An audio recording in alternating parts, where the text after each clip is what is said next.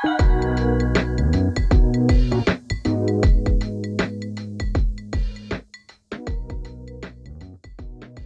with these planks, the top planks actually have a little tab at the bottom. Just be careful of this, don't cut this off. The bottom planks don't have that tab, so it's not missing.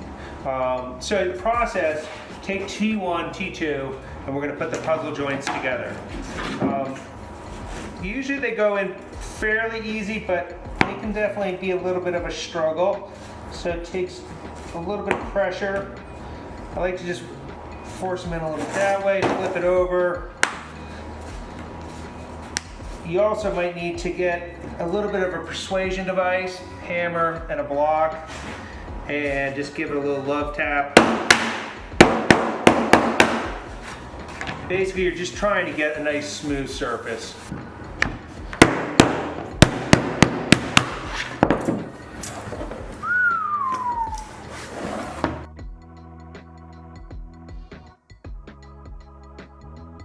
Okay, so now we're just going to get ready to add some fiberglass to these puzzle joints.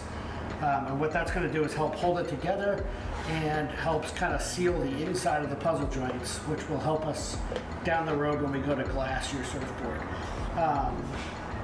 So with your fiberglass roll, we've given you some excess fiberglass. So you can take the roll of glass, roll it out a little bit, and just cut a few strips off the end. It only has to be wide enough to cover this puzzle joint.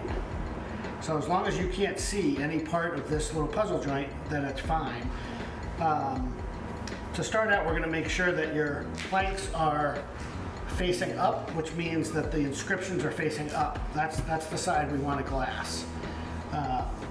So we've got each one of these panels facing up.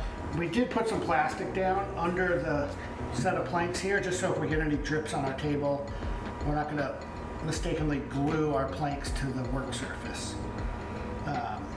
And then at this point, we're just cutting our glass a little shorter than the length of the planks.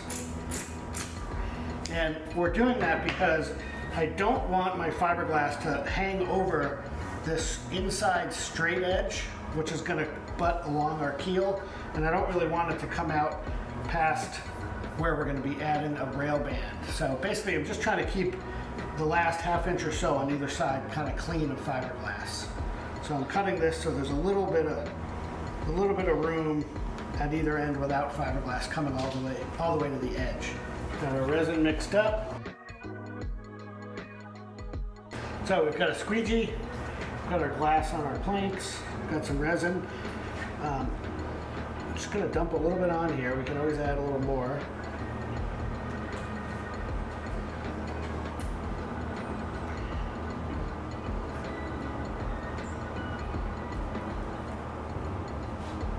When you first dump it on here, you have to be a little careful with your squeegee because it's going to tend to pull the fibers of the fiberglass around.